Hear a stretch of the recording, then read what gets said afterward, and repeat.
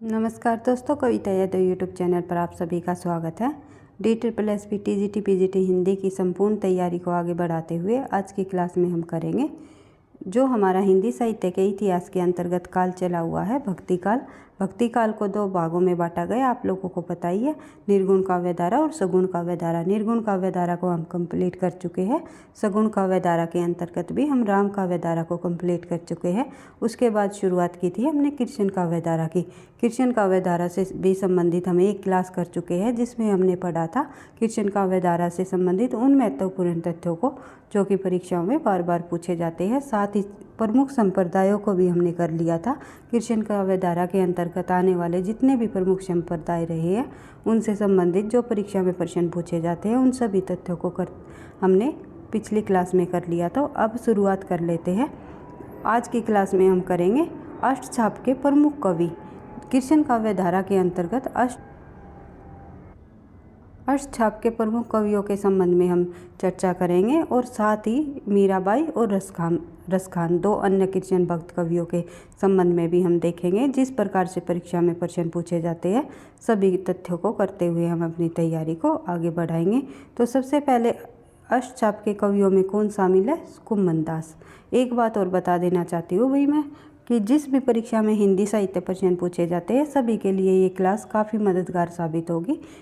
कई सारे प्रश्न आप लोगों को परीक्षा में देखने को मिलेंगे। इस क्लास से कम 2 या 3 प्रश्न तो अवश्य ही हमेशा पूछे जाते हैं। अष्टछाप से संबंधित कवियों से संबंधित जो प्रश्न है तो एक प्रश्न तो हर परीक्षा में आता है।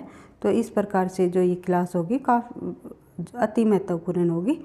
तो मैं आज ज़्यादा टाइम वेस्ट न करते हुए आप लोगों को मैं बता देना चाहती हूँ तो कि अष्टछाप के कवियों में जो सबसे पहले कवि का नाम आता है वो है हमारा कुम्मन दास जी। कुम्मन दास जी अष्टछाप के सर्वप्रथम कवि रहे, सर्वप्रथम कवि माने जाते हैं। साथ ही अगर परीक्षा में ये प्रश्न पूछ लिया जाए अष्टछाप के कवियों में सर्वप्रथम कवि कौन रहे हैं तो कुम्मन दास जी, और अष्टछाप के कवियों में सर्वश्रेष्ठ कवि कौन रहे हैं तो वो रहे हैं सूरदास जी। सर्वश्रेष्ठ, अगर सर्वश्रेष्ठ की बात करें तो सूरदास का नाम आएगा, अगर सर्वप्रथम की बात करें तो कुम्मन दास का नाम आएगा। इस अंतर को आपको ध्यान से समझ लेना है क्योंकि इस तथ्य से हमेशा प्रश्न पूछा जाता है।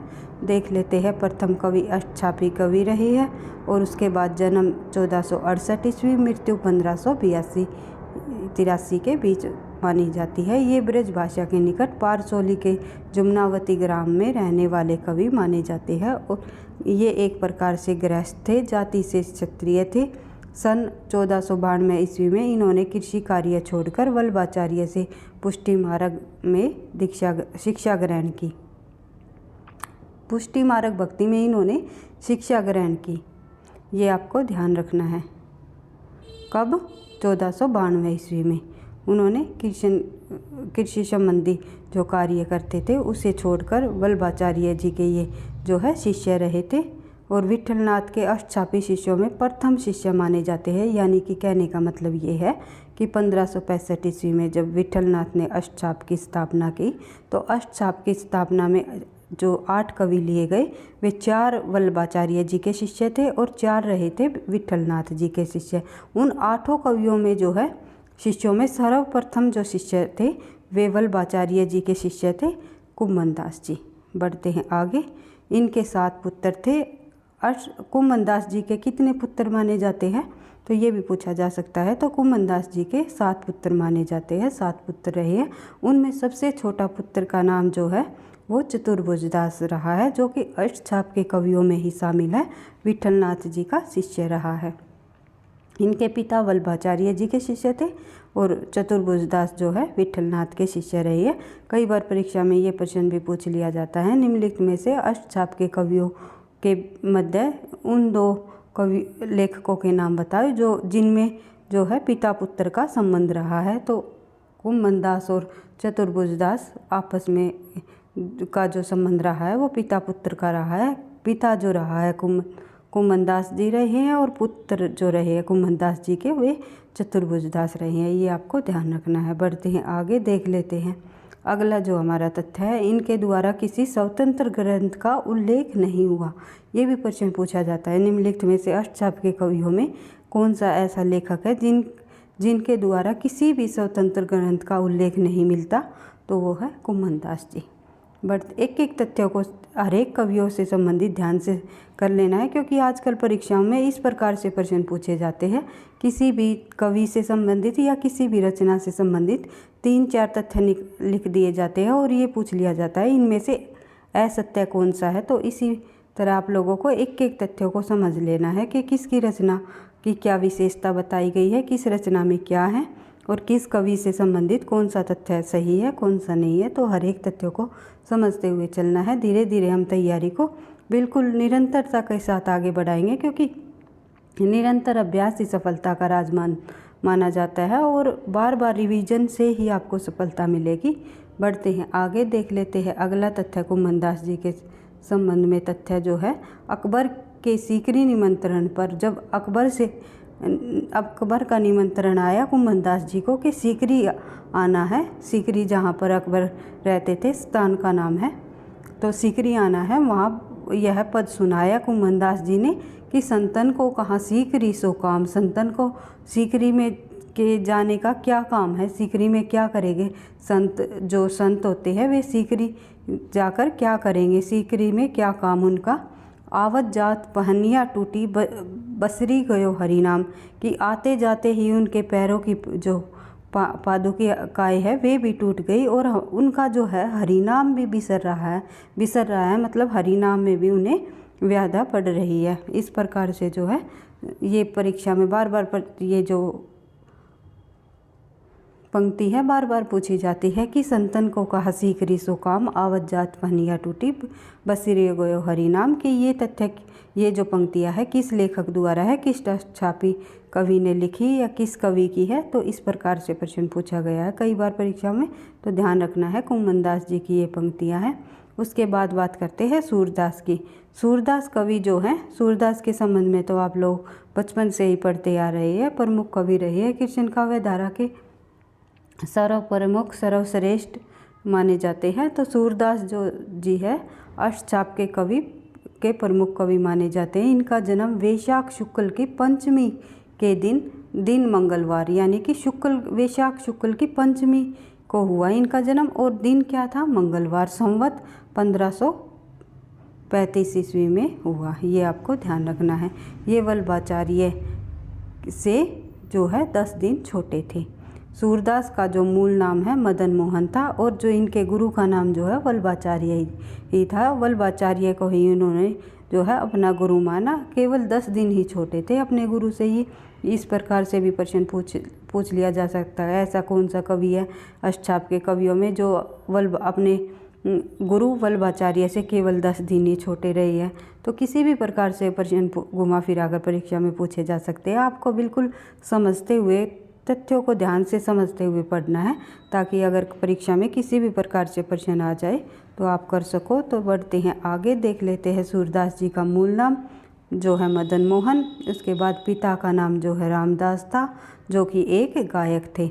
सूरदास की जी जो है एक सारस्वत जो है ब्राह्मण थे, और सूरदास के जन्म के संबंध में भी विद्वानों के अलग अलग मत दिए गए हैं। तो देख लेते हैं कि किन विद्वानों के अनुसार सूरदास का जन्म कहाँ माना गया और किन के अनुसार कहाँ, यानी कि रुनकता और सीही जो है इनका जन्म स्थान बताया गया। किन विद्वानों ने जो रुनकता बताया, जिसे गऊ घाट के नाम से भी जाना जाता है, गऊ घाट भी कह सकते हैं। या ये पूछ लिया जाता है अगर रुनकता ऑप्शन में ना हो, गऊ घाट हो, तो भी आपको ध्यान रखना है कि किस विद्वान के अनुसार रुनकता अथवा गऊ घाट माना गया और किस विद्वान ने जो है सीही माना गया सूरदास जी का जन्म, जो कि दिल्ली के पास है सीही। उसके बाद बात करें सबसे पहले रुनकता की, तो आचार्य श्याम सुंदर दास, आचार्य रामचंद्र शुक्ल, आचार्य हजारी प्रसाद द्विवेदी, इन तीनों विद्वानों ने जो है सूरदास जी का जन्म रुनकता माना यानी गऊ घाट। उसके बाद सीही मानने वाले विद्वान है डॉक्टर नगेंद्र, गणपति चंद्र और वार्ता साहित्य, जिसमें 84 वैष्णव की वार्ता और 200 वैष्णव की वार्ता गोकुलनाथ की लिखी गई जो वार्ता साहित्य रहा है उनमें भी जो है इनका जन्म, सूरदास जी का जन्म जो है सीही में माना गया। ये आपको ध्यान रखना है। बढ़ते हैं आगे। ज़्यादातर विद्वान जो है सूरदास जी का जन्म सीही मानते हैं। ये भी पूछा जा सकता है कि ज़्यादातर विद्वान जो है सूरदास जी का जन्म कहाँ मानते हैं, तो सीही में। बढ़ते हैं आगे। ग्रंथ की बात करें तो ग्रंथ सूरदास जी के जो प्रमुख ग्रंथ रहे हैं वे केवल 3 रहे हैं। 3 ग्रंथ ही उपलब्ध है, लेकिन ग्रंथों की संख्या पूछ ली जाए तो 25 ग्रंथ बताए जाते हैं। तो सब 3 जो प्रमुख ग्रंथ रहे हैं जो उपलब्ध है वे हम देख लेते हैं। सबसे पहले सूरसागर, सूरसारावली और साहित्य लहरी। इन तीनों ग्रंथों के संबंध में इन ग्रंथों की रचनाओं के संबंध में, इन ग्रंथों के संबंध में जो प्रमुख तथ्य है वे भी हम देख लेते हैं, क्योंकि इनसे संबंधित परीक्षा में हमेशा प्रश्न पूछे जाते हैं। सबसे पहले बात करें आचार्य जो, एक सेकंड भाई, सूरदास जी की रचनाओं का सर्वप्रथम संपादन जो है कोलकाता में 1841 ईस्वी में राग कल्पद्रुम नाम से हुआ। राग कल्पद्रुम नाम से किसकी रचनाओं का सर्वप्रथम संपादन हुआ कोलकाता में 1841 में, तो सूरदास जी के। इस पर ये भी तथ्य एक बन जाता है। तो उसके बाद ग्रंथों की बात करें तो किस ग्रंथ में क्या है ये और देख लेते हैं हम। सूरदास कृत सूरसागर का उपजीव्य भागवत महापुराण का 10वां स्कंद है। ये आपको ध्यान रखना है। सूरसागर जो है वो भागवत महापुराण का 10वां स्कंद माना जाता है। उसके बाद सूरदास ने सूरसागर में 3 भ्रमर गीतों की योजना भी लिखी थी और इसलिए सूरदास को हिंदी साहित्य में भ्रमर गीत काव्य परंपरा का प्रवर्तक माना जाता है। इस तथ्य को ध्यान से समझना है कि ये पूछा जाता है कि किसको हिंदी साहित्य में भ्रमर गीत परंपरा का प्रवर्तक माना गया है, वो है सूरदास। और आगे चलकर भी कई कवियों ने भ्रमर गीत परंपरा पर आधारित जो है अपनी रचनाएं लिखी, जैसे कि आधुनिक काल में भी कवि हुए हैं जिन्होंने भ्रमर गीत परंपरा पर आधारित रचनाएं लिखी। उसी प्रकार जैसे नंददास ने भी जो है भ्रमर गीत लिख करके भ्रमर गीत परंपरा को ही आधार माना है। तो इसी प्रकार अगर प्रवर्तक मान लिया जाए, भ्रमर गीत काव्य परंपरा के प्रवर्तक मान लिया जाए तो है सूरदास जी। उसके बाद सूरदास जी को जो है वात्सल्य का सम्राट भी माना जाता है। माना जाता है कि इन्हें यशोदा का एक हृदय मिला हुआ है सूरदास जी को। इस प्रकार से भी प्रश्न पूछ लिया जाता है कि यशोदा का हृदय किस लेखक को मिला है, तो ये है सूरदास जी को। इसीलिए जो है इन्हें वात्सल्य रस का सम्राट भी माना जाता है, क्योंकि वात्सल्य भाव जो है इनके पदों में अधिक देखने को मिला है। उसके बाद बात करें आगे, सूरदास को वात्सल्य का सम्राट भी माना जाता है। और सूरदास आगरा में यमुना किनारे गऊ घाट पर रहते थे। वहीं पर अपने पद गाते थे, गीत गाते थे। ये प्रारंभ में विनय और दास्य के पद गाते थे। सबसे पहले जब शुरुआत में जो सूरदास जी किस प्रकार के गीत गाते थे, वे गाते थे विनय और दास्य के पद। बाद में जो अपने गुरु वल्लभाचार्य से जब उनकी भेंट हुई तो उन्होंने उसे जो है कृष्ण भक्ति करने के लिए प्रेरित किया और कृष्ण भक्ति के गीत लिखने के लिए कहा। तो ये भी प्रश्न पूछा जाता है। तो इनकी प्रसिद्धि को सुनकर वल्लभाचार्य 1509 ईस्वी में इनसे मिलने आए और इन्होंने जो है अपना शिष्य बनाकर अपने साथ पारसोली ले गए और इनको राधा कृष्ण के गीत लिखने और गाने के लिए कहा। बढ़ते हैं आगे। ये पूछा जा सकता है कि भाई सूरदास जी किन के कहने पर जो है उन्होंने कृष्ण की भक्ति को अपनाया या कृष्ण भक्ति के गीत गाने लगे। अपने गुरु के कहने पर। इस प्रकार से तथ्य बनते हैं। बढ़ते हैं आगे। वल्लभाचार्य ने इनकी पुष्टि मार्ग में स्थान दिया। इनको पुष्टि मार्ग में स्थान दिया वल्लभाचार्य जी ने। किनको? सूरदास जी को। वल्लभाचार्य ने जी ने पुष्टि मार्ग भक्ति को अपनाया और पुष्टि मार्ग भक्ति में ही स्थान दिया सूरदास जी को। ये आपको ध्यान रखना है। ये वल्लभाचार्य के 84 शिष्यों में सबसे प्रिय शिष्य माने जाते हैं। जैसे कि अष्टछाप में वल्लभाचार्य के 84 शिष्यों में से केवल 4 शिष्यों को लिया था और उन 4 शिष्यों में सूरदास जी जो है इनके सबसे प्रिय शिष्य माने जाते हैं वल्लभाचार्य जी के। ये आपको ध्यान रखना है। इनकी भक्ति जो है साख्य भाव की है। पहले दास्य भाव या विनय के पद लिखते थे और जब ये वल्लभाचार्य से जो है भेंट हुई तब से जब वल्लभाचार्य जी के कहने पर ये जो है कृष्ण की भक्ति करने लगे। कृष्ण की भक्ति इन्होंने जो है साख्य भाव से की है। जैसे कि रामचरितमानस जैसे कि तुलसीदास जी ने जो है राम की भक्ति दास्य भाव से की है। इसी प्रकार से सूरदास ने कृष्ण की भक्ति साख्य भाव से की है। और आगे चलकर हम पढ़ेंगे कि मीराबाई की जो भक्ति रही वो माधुर्य भाव की रही है। इस प्रकार से किसकी भक्ति किस भाव की है ये परीक्षा में पूछा जाता है कई बार। बढ़ते हैं आगे। 1583 ईस्वी में पारसौली में ही इनका निधन हो गया और इनकी मृत्यु पर विठलनाथ ने कहा, पुष्टि मार्ग को जहाज जात है, सो जाको कुछ लेना हो सो ले ही लो। तो ये कथन कई बार परीक्षाओं में आया है कि पुष्टि मार्ग को जहाज जात है। ये किसका कथन है? ये विठलनाथ का कथन है। किसकी मृत्यु पर कहा गया? सूरदास जी की मृत्यु पर कहा गया। बढ़ते हैं आगे, देख लेते हैं अगला तथ्य। सूरदास ब्रज भाषा के पहले असक्त कवि माने जाते हैं। इन्होंने अपनी रचना साहित्य लहरी में अपने आप को जो है चंद बरदाई का वंशज बताया। किसने? कई बार ये पूछा जाता है कि सूरदास जी किसके समकालीन माने जाते हैं, तो चंद बरदाई जी के समकालीन कवि माने जाते हैं। अपने आप को इन्होंने चंद बरदाई जी का वंशज बताया। अगला जो तथ्य है हमारा, सूरसागर का जो आधार ग्रंथ श्रीमद् भागवत का 10वां स्कंद माना गया है। ये आपको ध्यान रखना है। सूरसागर में कुल कितने स्कंद है? 12। और जो सर्व प्रमुख स्कंद माना गया है सूरसागर का वो है 10वां स्कंद। ये आपको भी ध्यान रखना है। तथा 4936 पद है। सूरसागर का 10वां स्कंद प्रधान है। ये प्रधान माना गया है। कौन सा? 10वां स्कंद। इसका पूर्ण प्रसंग श्रीमद् भागवत के 10वें स्कंद पर आधारित है। यानी कि जो श्रीमद् भागवत का जो 10वां स्कंद है उसका जो सूरदास का 10वां स्कंद भी उसी पर आधारित है। ये तथ्य आपको ध्यान रखना है। बढ़ते हैं आगे। सूरदास को वात्सल्य का सम्राट कहा जाता है। ऐसा माना जाता है कि इन्हें यशोदा माता का हृदय प्राप्त था। उसके बाद बात करें आगे। हजारी प्रसाद द्विवेदी के अनुसार सूरसागर को स्त्री चित्रण का विशाल काव्य माना है। तो स्त्री चित्रण का विशाल काव्य सूरसागर को किन्होंने माना है? हजारी प्रसाद द्विवेदी जी ने।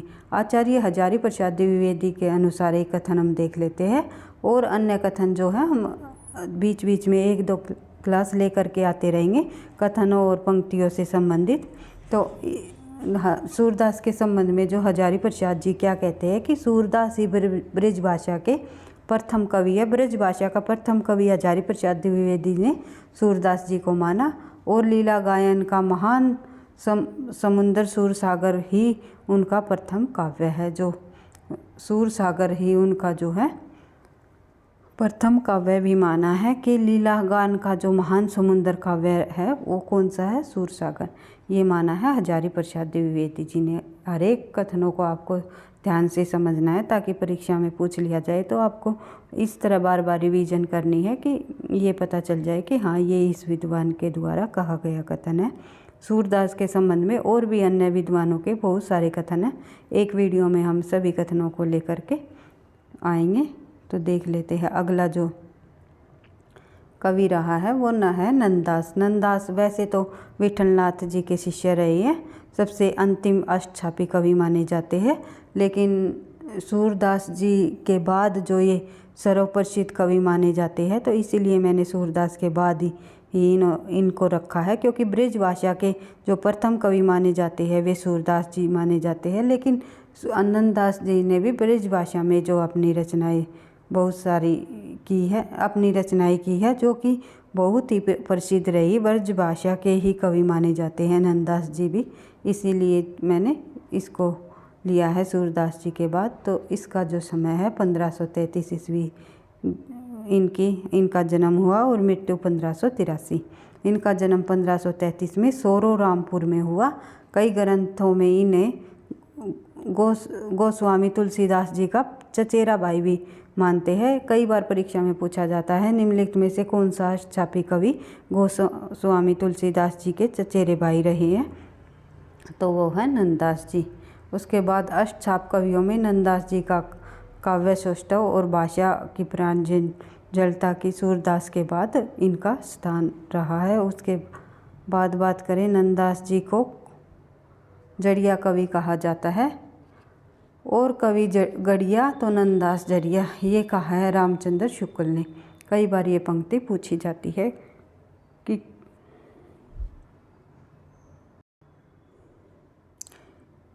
किसके द्वारा जो है नंददास को जड़िया की उपाधि मिली है, किन्होंने दी है, किन्होंने कहा है, ये पंक्ति किसके द्वारा लिखी गई और कवि गड़िया नंददास जड़िया। तो ये कथन जो है रामचंद्र शुक्ल जी का रहा है नंददास जी के संबंध में।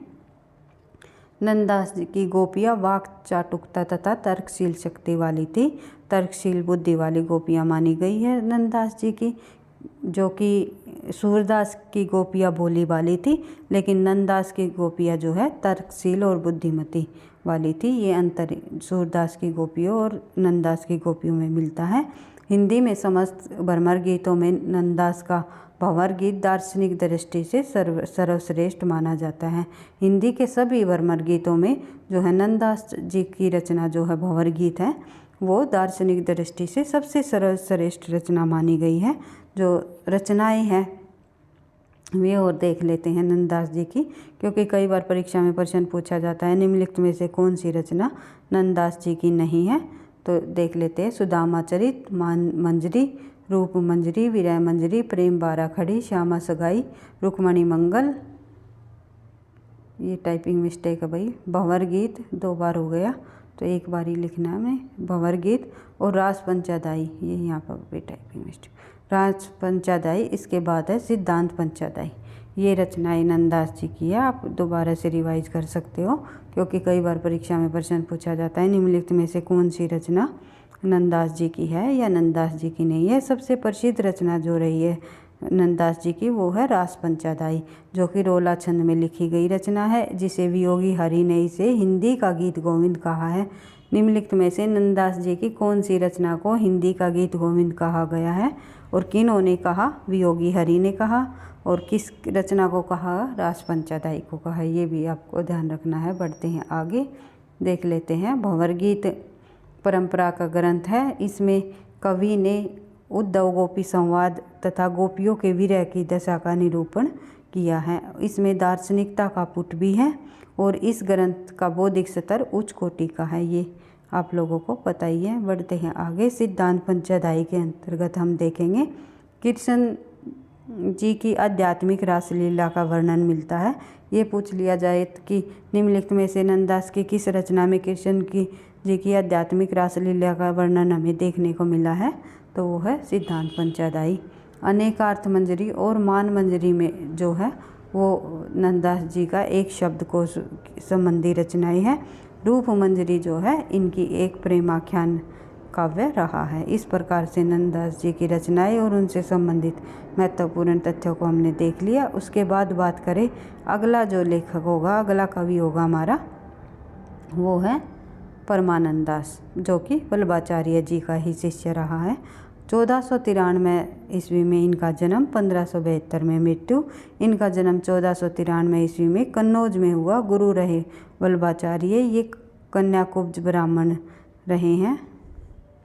इनके मुक्तक पद परमानंद सागर में मिलते हैं, तो ये परमानंद सागर में इनके मुक्तक पद मिलते हैं। अगर पदों की संख्या भी पूछ ली जाए तो 835 पद रहे हैं। इनके पद सुनकर एक बार वल्लभाचार्य कई दिनों तक शुद्ध खो गए।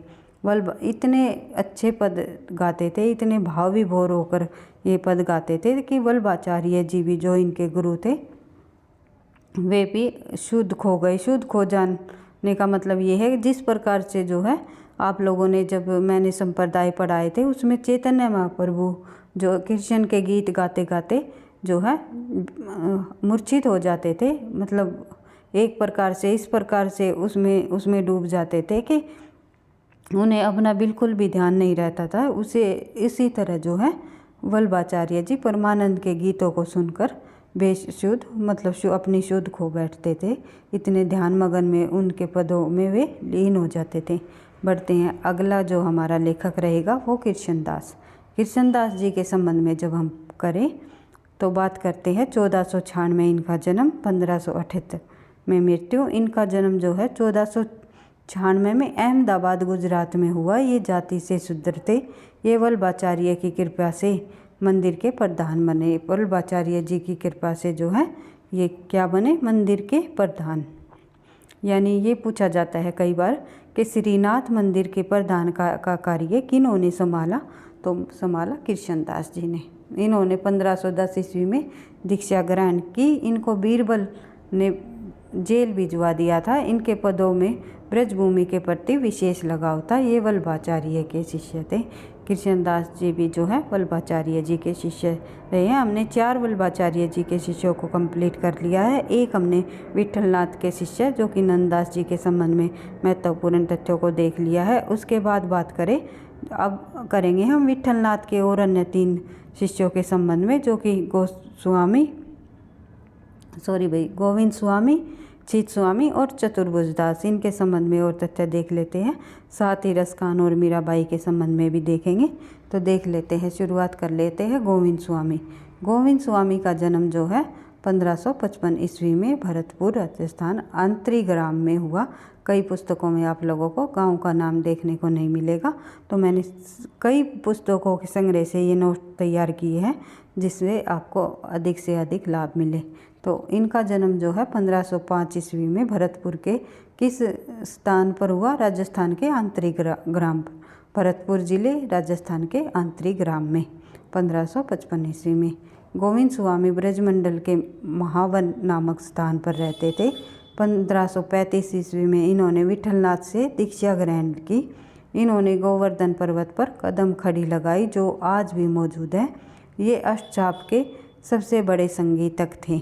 ये आपको ध्यान रखना है कि इन्होंने जो गोवर्धन पर्वत पर कदम खड़ी लगाई। कदम खड़ी का यहाँ पर आपको क्या अर्थ देखने को मिलेगा कि गोवर्धन जो पर्वत है वहाँ पर उन्होंने थोड़ी थोड़ी दूरी पर कदम के पेड़ लगाए जिसे कदम खड़ी के नाम से जाना जाता है, जो कि आज भी वहाँ पर मौजूद हैं।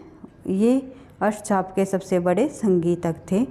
इनका संगीत सुनने तानसेन भी आया करते थे और इनके पदों का जो संकलन है वो गोविंद स्वामी के पद के नाम से प्रसिद्ध है। ये तथ्य आपको गोविंद स्वामी के संबंध में ध्यान रखने हैं। बढ़ते हैं आगे, देख लेते हैं अगला जो हमारा कवि होगा वो है चित स्वामी, जो कि जिनका जन्म 1515 ईस्वी में मथुरा में हुआ, मृत्यु 1585 में। चौबे ब्राह्मण थे, यानी कि चतुर्वेदी भी कह सकते हैं। और ये जो है चित चौबे के नाम से भी प्रसिद्ध रहे है। चित चौबे के नाम से भी ये जाने जाते हैं। तो ये विठलनाथ के शिष्य थे और पहले ये एक अशिष्ट मंडली पुरुषों की मंडली में रहते थे। अशिष्ट पुरुषों की मंडली का मतलब ये है कि जब गांव में शरारती बच्चों की जो मंडली होती है, बहुत अधिक शरारत करते हैं, तो उसी मंडली में ये शामिल थे। फिर बाद में ये जो है कृष्ण भक्त बन गए और विठलनाथ को अपना इन्होंने गुरु बना लिया। बढ़ते हैं आगे, देख लेते हैं अगला जो लेखक होगा हमारा चतुर्भुजदास। चतुर्भुजदास जी के संबंध में इनका जन्म 1530 ईस्वी में, मृत्यु 1585 ईस्वी में। कुंभनदास जी के पुत्र रहे। मैंने आपको पहले भी बताया था, कुंभनदास का जब हमने पढ़ा था तो उसमें दिया हुआ था चतुर्भुजदास इनके पुत्र थे, यानी कुंभनदास जी के पुत्र कौन रहे हैं, चतुर्भुजदास। इनकी भाषा जो है सुंदर व सुव्यवस्थित थी। इनकी रचनाएं जो है दान लीला और भक्ति प्रताप कई बार परीक्षाओं में पूछी गई हैं, इम्पोर्टेंट है अपने आप में। तो अगला जो कवि है अष्टचाप के, हमने जो कवियों को कंप्लीट कर लिया है। अब 2 कवियों के संबंध में और चर्चा करेंगे, जो कि रहेगा मीराबाई और रसखान। मीराबाई के संबंध में आपने बचपन से ही पढ़ रखा है, काफ़ी बार पढ़ा होगा, तो कई तथ्य आप लोगों को ऐसे है कि आपको पता है, और कुछ 1-2 पॉइंट ऐसे भी होंगे जो कि आपको ध्यान नहीं होंगे। तो इसी तरह हम जो है तथ्यों की बार बार रिवीजन करते हुए चलेंगे, ताकि आपको जो है परीक्षा में किसी भी प्रकार की परेशानी का सामना न करना पड़े। तो मीराबाई के संबंध में जब हम बात करें, 1498 ईस्वी में कुटकी ग्राम में राठौरी वंश में हुआ। इनका जन्म के संबंध में भी अभी विवाद है कि कहीं कहीं आपको 1504 ईस्वी भी देखने को मिलेगा। तो कई अलग अलग पुस्तकों में इनके जन्म के संबंध में अलग अलग मत दिए हुए हैं। तो हमने जब जहाँ से देखा है, तो वहाँ पे हमें कई बुकों में जब मैंने थोड़ा सा निरीक्षण किया, तो उसमें 1498 ही मैंने सही लगा, तो उसी आधार पर मैंने यहाँ पर इंक्लूड किया है। तो पिता का नाम जो है रतन सिंह है, पति का नाम भोजराज, राणा सांगा इनके बड़े पुत्र रहे हैं, यानी कि जो भोजराज रहे हैं वे राणा सांगा के बड़े पुत्र रहे हैं। मृत्यु 1548। गुरु का नाम रैदास, भक्ति रही है माधुर्य भाव की, तुलसीदास की भक्ति दास्य भाव की, सूरदास की भक्ति जो है साख्य भाव की, और मीराबाई की जो भक्ति है माधुर्य भाव की रही है। कई बार परीक्षाओं में पूछी जाती हैं। बढ़ते हैं आगे। दुर्भाग्यवश ये 7 वर्ष की ही विधवा हो गई थी। 7 वर्ष की के बाद ही, जब शादी के साथ केवल 7 वर्ष हुए थे, तभी वह विधवा हो गई थी। ये पुष्कर होते हुए बाद में वृंदावन पहुंची, जहाँ उनकी भेंट जीव गोस्वामी से हुई। इनकी भाषा जो है ब्रिज मिश्रित राजस्थानी, कहीं कहीं उनकी भाषाओं में गुजराती का भी मिश्रण देखने को मिलता है। मीरा की गणना भारत के प्रधान भक्तों में की जाती है।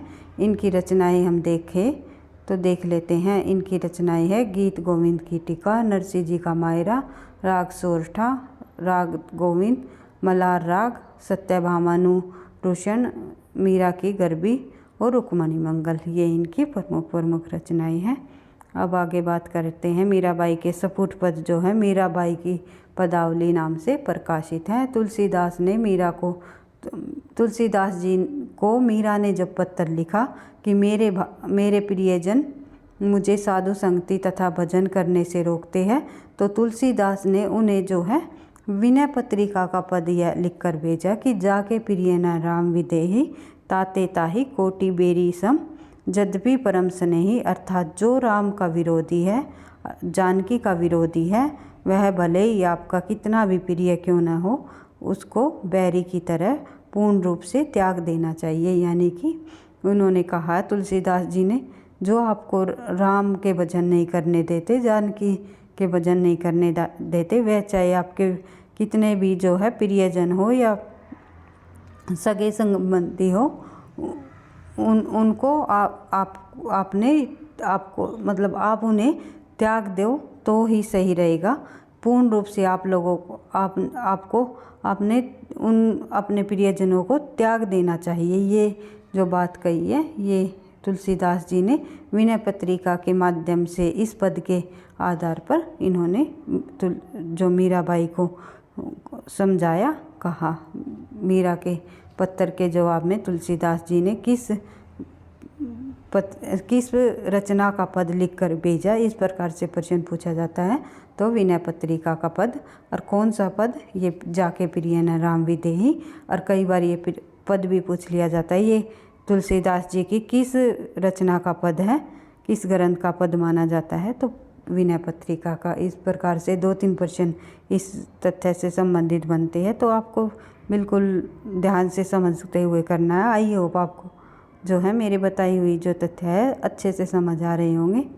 बढ़ते हैं आगे, देख लेते हैं अगली जो पंक्तियों के संबंध में जब हम चर्चा करें मीराबाई की, तो कई बार परीक्षाओं में ये पंक्तियाँ पूछी गई है कि बसो मेरे नैनन में नंदलाल, मोहिनी सूरत सावरी सूरती, बेना बने रसराल। ये पंक्ति किसकी है, तो मीराबाई की। विरहनी बावरी सी हुई, ये पंक्ति मीराबाई की। ऊंची चढ़ी आपने भवन में, ये पंक्ति मीराबाई की। घायल की गति घायल ही जाने, और न जाने कोई, मीराबाई की पंक्ति रही है। उसके बाद बात करें हम रसखान कृष्ण काव्यधारा का हमारा जो है हम कर रहे हैं अंतिम कवि आज की क्लास का होगा हमारा रसखान। रसखान कवि से संबंधित भी और तथ्यों को देख लेते हैं ताकि परीक्षा में किसी भी प्रकार से कृष्ण काव्यधारा के प्रमुख कवियों से संबंधित तथ्य पूछ लिए जाए तो आप बार बार रिवीजन करते हुए इनको जो है पक्के तैयार कर लो और आप आंसर अच्छे से दे सको। तो देख लेते हैं। रसखान का जो जन्म है 1533 ईस्वी, मृत्यु 1618, मूल नाम सैयद इब्राहिम। सैयद इब्राहिम इनका मूल नाम रहा है।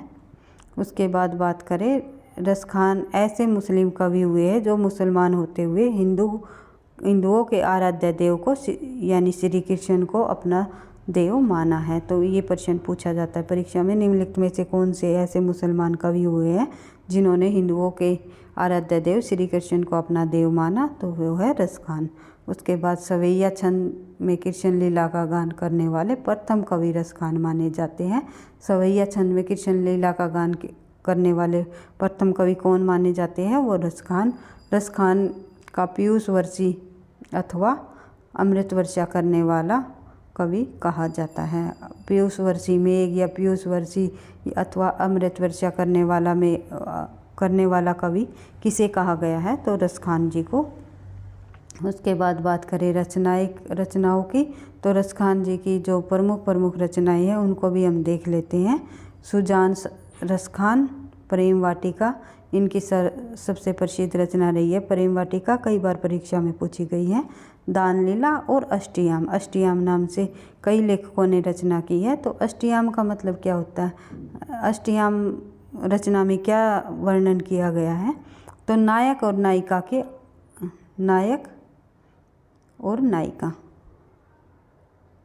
8 पहरों का वर्णन इसमें, 8 पहरों की रास लीलाओं का वर्णन इस रचना के अंतर्गत किया गया है।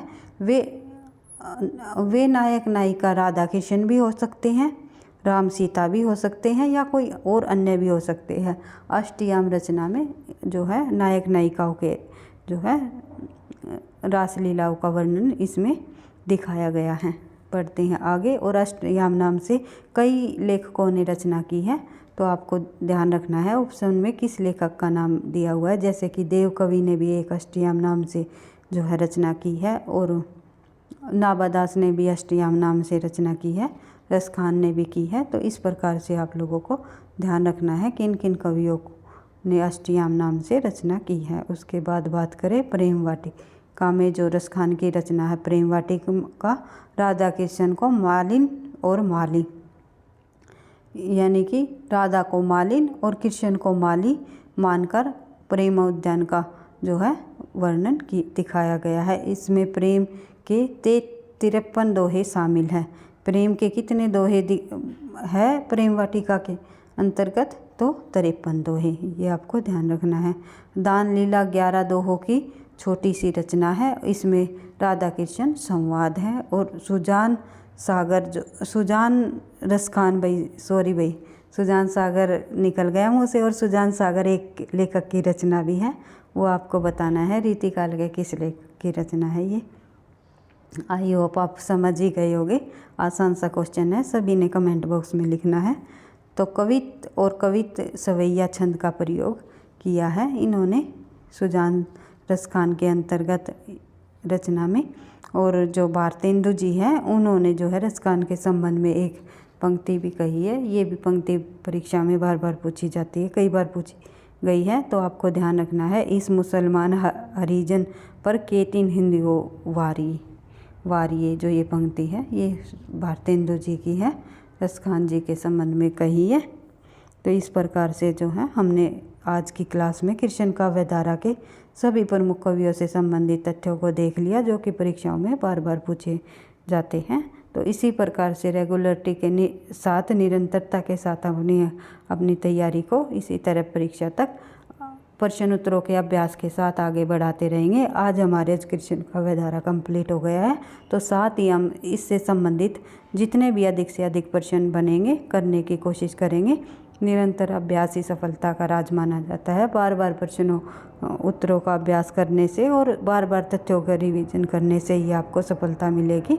वीडियो पसंद आई तो लाइक करना। आपको लगता है कि जो परीक्षा में आपके लिए मददगार साबित होगी। तो मैं एक बार फिर बोलती हूँ, प्लीज़ लाइक कर दिया करो, क्योंकि आपके एक लाइक से मुझे और नेक्स्ट वीडियो बनाने का और अधिक मोटिवेशन मिलता है। पढ़ते रहना, आगे बढ़ते रहना। चैनल पर पहली बार हो तो सब्सक्राइब कर लेना। थैंक यू, धन्यवाद।